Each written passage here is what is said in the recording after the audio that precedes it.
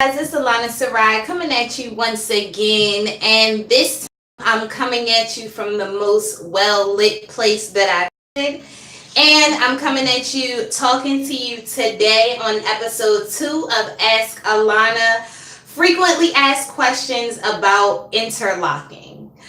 Now, I already did one video about palm roll versus interlocking. If you haven't already seen that one, I will definitely leave a link in the description box below to basically give you the general knowledge of what is palm rolling and what is interlocking. So, as a branch off of that video, I've had tons of other questions specifically about palm rolling and specifically about interlocking, and so I decided to do a couple of more videos just branching off of that. Okay, let's dive in. Interlocking. So when you first begin to get your locks, when you first decide that you want to lock your hair, you have a few ways of choosing how to lock your hair, how you want to maintain it on a regular basis. Now, we're specifically talking about interlocking in this one, so I'm just kind of going to disregard all the other ways to interlock on this, or all the other ways to maintenance your locks on this video. It's specifically about maintaining your locks using interlocking. So when you decide that you want to maintain your locks using interlocking, there's a few things that you need to take into account, basically. Number one thing to decide if you need interlocking or not would be your lifestyle. First, consider your lifestyle. If you live in a hot climate, or if you're just a hot person and you sweat all the time, then interlocking is great for you. If you're a swimmer or you have a very active lifestyle, interlocking is great for you. If you like to wash your hair often and not have your roots look back afro again, interlocking is great for you. If you have soft hair that is not all the way able to stay twisted, then interlocking would be great for you as well. Interlocking is basically the process of taking, now I'm just going to do this to show you for an example, taking one of your locks and feeding the end through the root a series of times, and it creates many buckles there, and that's basically what interlocking is. It is the process of locking your hair instantly. So some people say, well, I feel like when I twist my hair, it's not really locking. You probably need interlocking, because interlocking is a way to solidify your locks and maintain them with a way that is automatically locked in. And it doesn't really take much of a process or time to set that lock into place. It's already done once the stylist or once you do it. Okay, the next thing to take into accommodation is your hair texture. Most of the time, people with, let me just say this. Most of the time, people with soft hair need interlocking. Reason that I say that is because if you have slicker hair, that if you put a braid in it, it would most likely fall out by itself, you're going to need interlocking, because that lock is not going to be solidified in your hair. So I would suggest it for anybody that has loose texture. I don't really like to go by the texture chart. But if you want to say like I guess it would be like a 4B or 4A. If you have like soft hair, basically, if you're a client with soft hair, then I would definitely suggest it. Now, how long will it take for you to go to the salon and your hair interlocked? Interlocking, depending on the size of your locks, which also take into account that some people with the size doesn't really matter, because some people with really big locks interlock and some people with really small locks interlock. So that doesn't really weigh in as much a factor, really. But how long will it take? That depends on your lock size. So if you have very thick locks, you should be looking for 1 hour to 1.5 hours to interlock your hair. That is if you're getting regular maintenance. So you're asking, what is regular maintenance? Like, how often should I be getting interlocked done with my hair? You should be getting interlocked every 6 to 8 weeks. Okay, now I've seen people do more than 2 months. However, if you are a skilled stylist, she will charge you extra.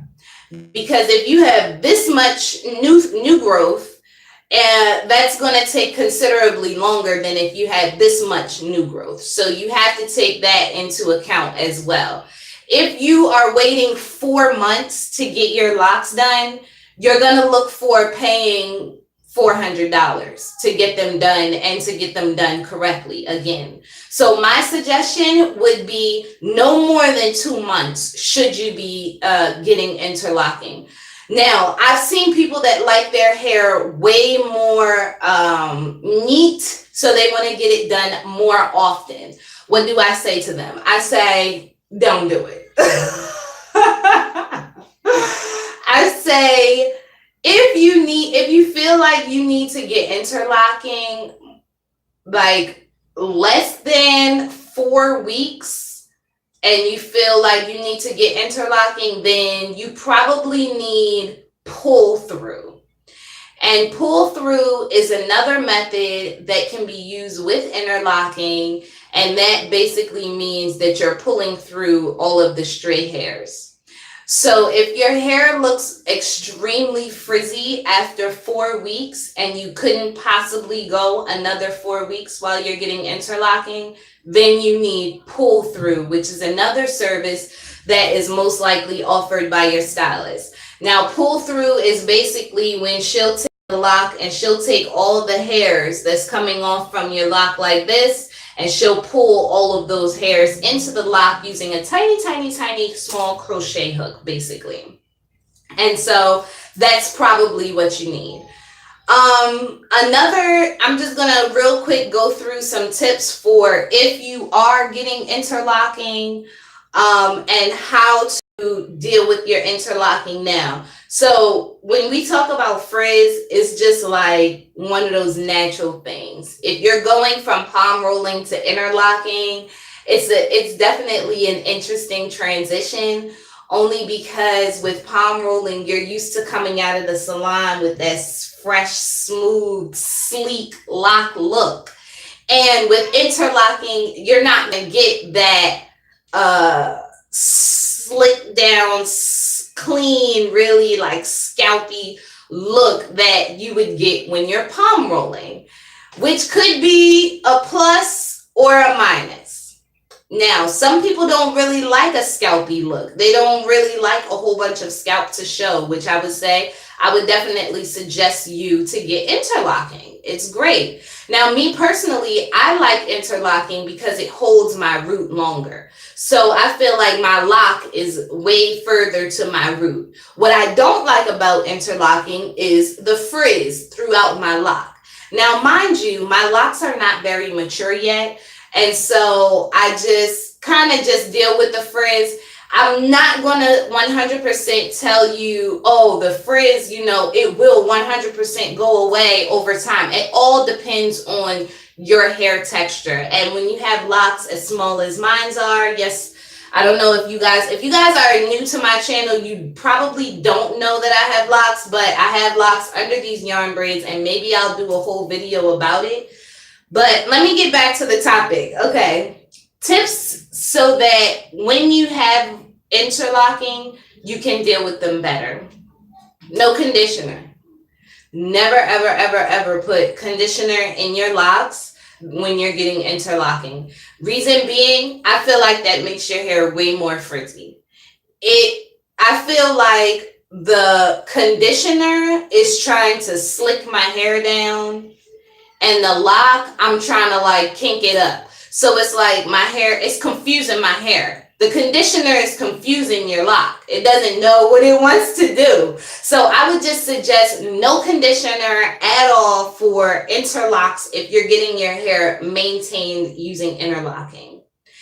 Now, when you get interlocking, always, your hair should always be wet, moistened in some way. If your stylist is not using any product and is just interlocking on dry hair, you're going to find that you're going to get a lot of breakage and your hair is going to be very sore later. So right before you do interlocking on yourself, or before you get interlocking done, make sure you give it a good shampoo, or even if you just have a spray bottle with a little bit of oil in it, spray your locks down and make sure that your hair is dampened. Like, it doesn't have to be dripping wet, but dampened and moistened so that when you go in with that crochet hook, you can have a smooth transition of getting that lock through there.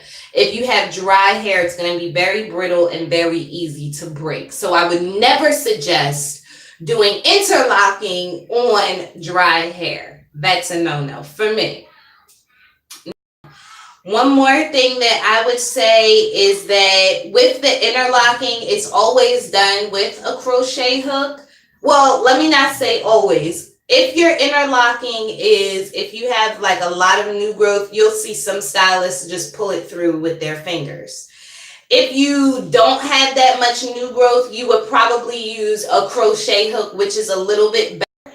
I've also seen some people use a paper clip, a bobby pin. I mean, there's plenty of different tools that you can use to maintain using interlocking. Me personally, I prefer a crochet hook. And oh man, I wish I had my crochet hook right here to show you exactly what it looks like. But maybe I'll do another video about that. Yeah, and so what I like to do is I also like to use gel, and I just go in and I interlock that way. Now, one more thing. If you guys have never been to my channel, thank you guys so much for coming. My channel is all about my life, mainly locks, motherhood, veganism, and all about how I live. So if you guys are interested in that, please feel free to subscribe to my channel below. Make sure you hit the bell so you know when I'm going live next, which I do very often. And you can also visit my website at www.lockvibeshairstudio. If you are in the Miami area, please go to my website, get my number, hit me up, or you can send me an email at lockvibeshairstudio@gmail.com. Thank you so much for watching, and to all my subscribers, I appreciate you. Bye.